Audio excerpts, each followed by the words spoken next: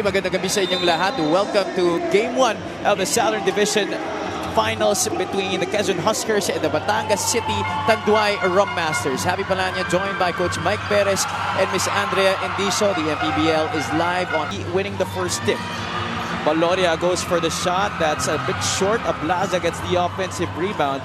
Now, the offensive rebounding coach of Batangas is something that they have improved on, especially with the presence of John Ambuluto in that lineup. As the weak side, and just like that, Katulad CJ Isit, he knocked down that three out of that offensive rebound. Gabanal, who has taken a more active role in the offense, that time kicking it out to LJ Gonzalez, who knocks it down to the delight of the crowd. A team that's 3-and-D will give you a lot of threes, but will also show you a lot of defense if needed on the other side. As CJ, man, another three right here for the guy. He's feeling himself right now. For CJ Isit. You could tell that Isit has been looking forward to this matchup if ever they do meet in the playoffs, because he only scored 2 points in the regular season. Medyo makakasabay siya dito kay Christian Bunyag inside. Another offensive rebound, this time belonging to Sed Ablaza. Air ball, but CJ Isit at the right place at the right time. Man, talk about for the Huskers. That's the defensive part right there of the Huskers showing up, and this was the fast break opportunity, and we've seen that in their first meeting in the regular season. Offense has really been different here for the Tanduay Rhum Masters. Fuentes goes for three. That's too strong. Long rebound falls into the hands of Jason Apiso, who gets the jumper. Series. Nino Ibanez has checked into the game for the Huskers. Middle ball screen. 1 second left on that shot clock. Ibanez connects. And now the Huskers are in the lead. You have to remember, Javi, Cyrus Torres is not with the Huskers anymore. So they're gonna need Nino Ibanez to be able to fill up that void. Oh, another three on its way. Well, this time it's coming from Jodel Fuentes, extending the Huskers lead to 5. Hernandez being given a hard time by Alfrancis Tapsi. A good thing Mark Cruz is there, put the 2 points back inside. Kaliga ng mamamayang Pilipino. Hernandez once again on the block, this time against Tapsi. Hernandez off the glass, finally gets it to go. That's a little bit tough. Levy's a little bit taller. Easier said than done against the transition defense. Lateral pass off a three. Mogan couldn't get it with a hand in his face, but Mark Cruz is there once again to save the day. 16-15, Batangas City back in the drive. This time around, medyo maraming dribble, kaya napapahirapan ka ng Batangas. Cruz from short range gets it once again. Clock and the game clock here in the first quarter. Topeng Lagrama, a homegrown hero. Abundo from the right wing. Yes, sir! Iba rin talaga yung binibigay na maturity ni Abundo. Dino, sa panahon ngayon, wala munang pinsan-pinsan. Back to you guys. Maraming salamat. Terrific report there, Andrea. Nice to see that they are not at all very different squads at all, as Topeng Lagrama hits it from the right wing. For the Huskers to start getting a little bit of a rhythm here, starting the second quarter. Sure, we're done with the first quarter, feeling the game. Okay na yan, so let's get back into business.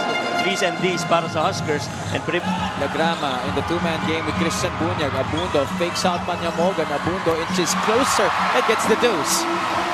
So far, Abundo's been making the right side, makes it even more difficult to execute. Unlike in that first game in the regular season, they're just keeping on passing, just like this one here.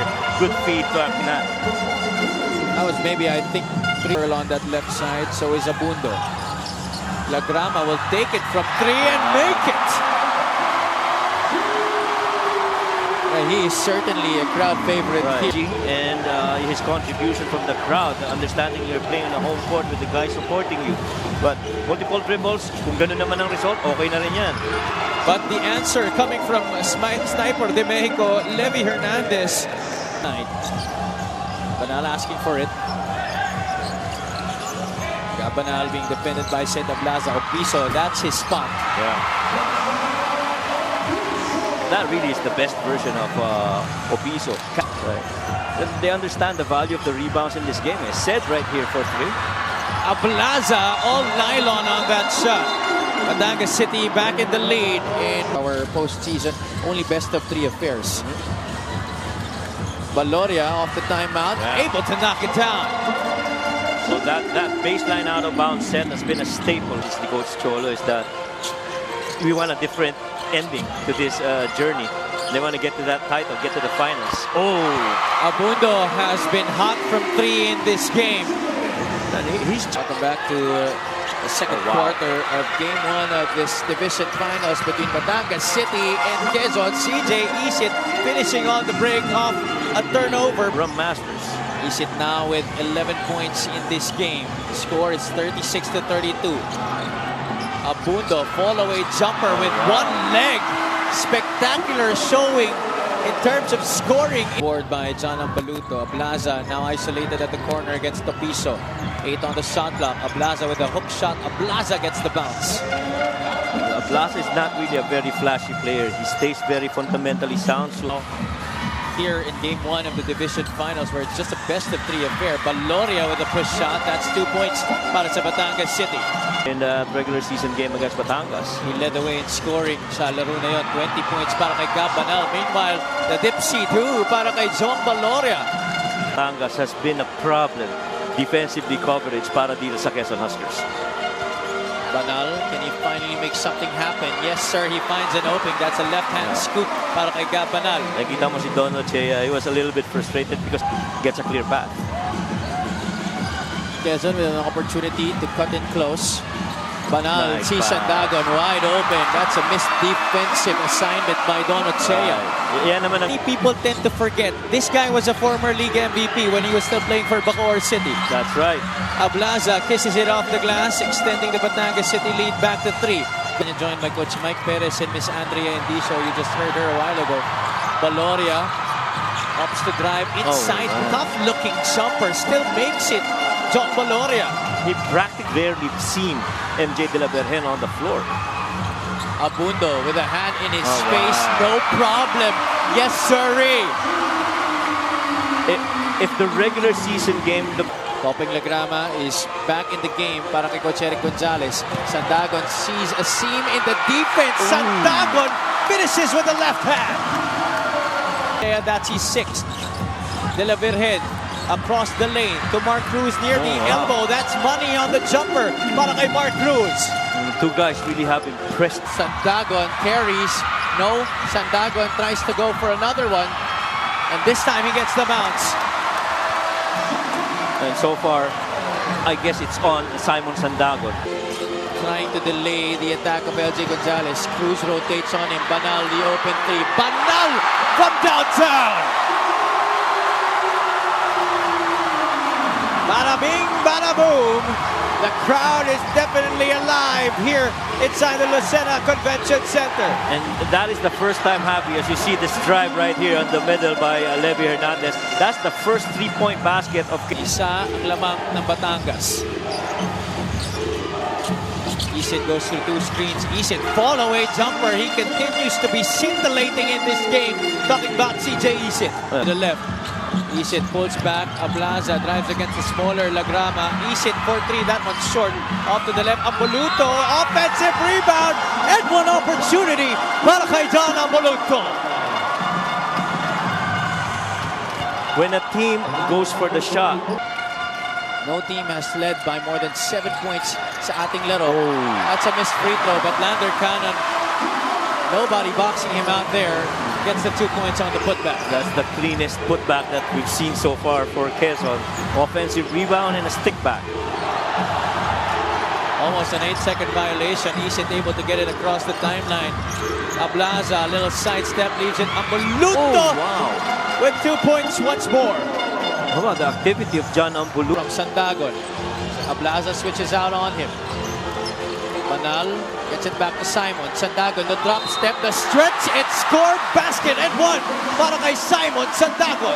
What a spectacular move by Simon Sandagon right there. He understands that middle's gonna be close. Limit space because that guy can rise and shoot from anywhere on the floor.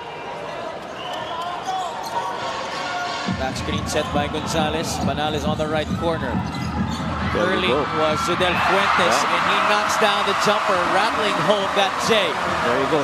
Sometimes it's really the simple things. Department 19 to 13 in terms of offensive rebounds. Sandagon almost walks. Sandagon somehow, someway gets it to go. Another and one opportunity para kay Simon Sandagon. Anxious moments here for the Quezon faithful. Isit to Ablaza, fakes out the shot, one dribble, the pass. Isit gets it to go. Oh man.